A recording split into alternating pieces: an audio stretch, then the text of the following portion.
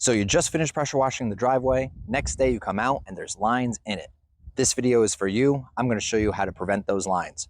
All you have to do is make sure to use the proper pre and post treatment solutions so that way you come out with a pristine driveway every time. What I use is a battery operated 4-gallon backpack sprayer. I found it the best since I don't do pressure washing full time. It's simple to use. Anybody could use it, especially if you're a DIYer.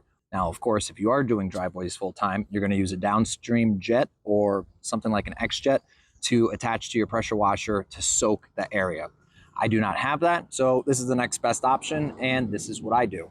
Now, we are going to be working with chemicals, so I always recommend gloves and glasses. First thing, we're just going to use your standard pool chlorine. It's a 10% solution. We're going to put the whole gallon into the mix. Next thing I like to do is grab some TSP. And all you're going to do is do a half a cup.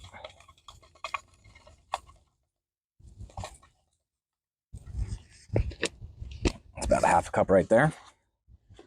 Add that in. You're going to fill the rest up with water. Now, if you need a stronger solution, you could do 2 gallons of the chlorine to 2 gallons of water. But in this setup, I'm going to be doing 1 gallon of chlorine to 3 gallons of water.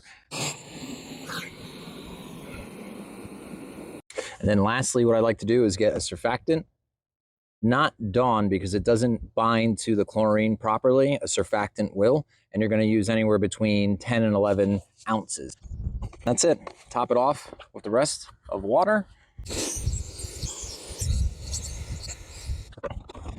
Before spraying the driveway, I'm going to take the hose and I'm going to spray the grass all the way around the driveway to make sure the grass doesn't burn. And then I'm going to do the driveway in sections. So we're going to first start with the section up here. I'm going to spray this solution on. We're going to wait 5 to 10 minutes.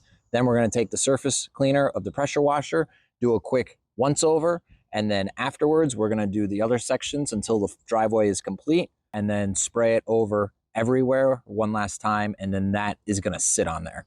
And then over time, the UV light is going to change and have a reaction with the chlorine on the surface, and it's going to brighten up the concrete and get any remaining mold or algae that was left behind that was causing those lines to disappear.